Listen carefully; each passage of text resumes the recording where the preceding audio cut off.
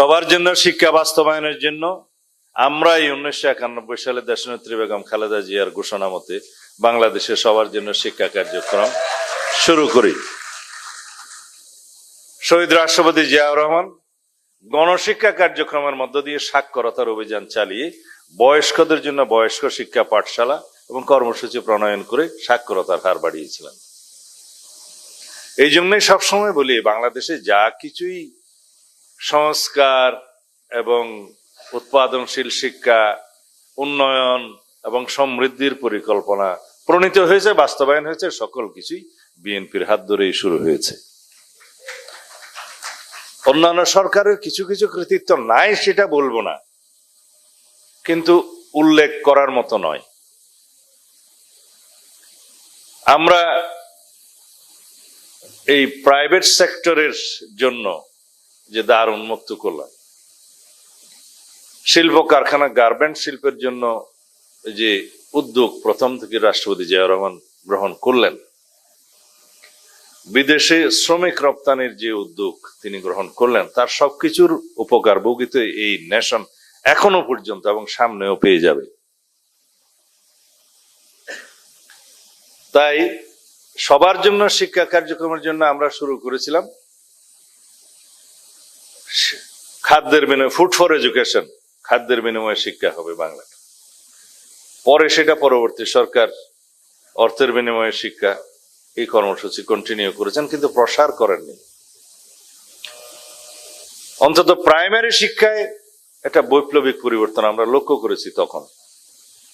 কারণ যেই দরিদ্র ঘরের সন্তান তার পেটের ক্ষুধা নিবারণের জন্য অল্প বয়সে স্কুলের বাইরে রুটি রুজির চেষ্টায় লিপ্ত থাকতো, তার দরিদ্র পিতামাতা সেটা ছাড়া আর কোনো চিন্তা করতে পারতেন না, তাকে স্কুলে নিয়ে আসার জন্য জবরদস্তি আইন পাশ করে তো আর হবে না।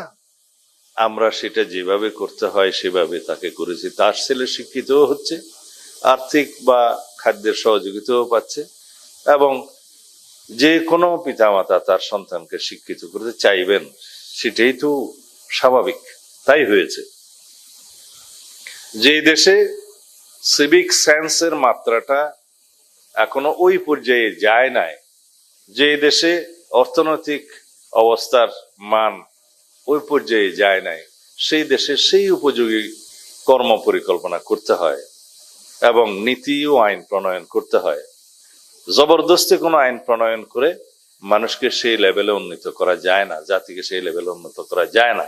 সেই জন্য আমরা বলি যে আমরা কোনো বিষয়ে স্বপ্ন দেখব, পরিকল্পনা করব, আইন প্রণয়ন করব, বাস্তবায়ন করব, সেটা ওভারনাইট হয় না, সেটা পর্যায়ক্রমে হতে হয়। সেভাবে আগামী দিনের কর্ম পরিকল্পনা ইনশাআল্লাহ আমরা সাজিয়েছি, সাজাবো। এখানে শিক্ষা বিষয়ক আলোচনা শেষ। এইবারে যারা রাজনীতি শুনতে যাচ্ছেন তাদের উদ্দেশ্যে কথা বলি। আমার ছোট ভাই হাসনাত আব্দুল্লাহ এখানে পুরা এনসিপির ভূত, ভবিষ্যৎ, অতীত সবকিছু বলে গেছে। আমি খুব সমৃদ্ধ হয়েছি, সুখী হয়েছি জেনে। যাই হোক, আমি কোনো উত্তর দিতে চাচ্ছি না, কিছু পরামর্শ দিতে চাচ্ছি যে আমাদের যে গণতান্ত্রিক চর্চা সেটা এগিয়ে নিতে হবে। শুধু এই পরামর্শ দিতে চাই যে পৃথিবীতে একই সাথে কেউ সরকারি দল এবং বিরোধী দল থাকতে পারে না।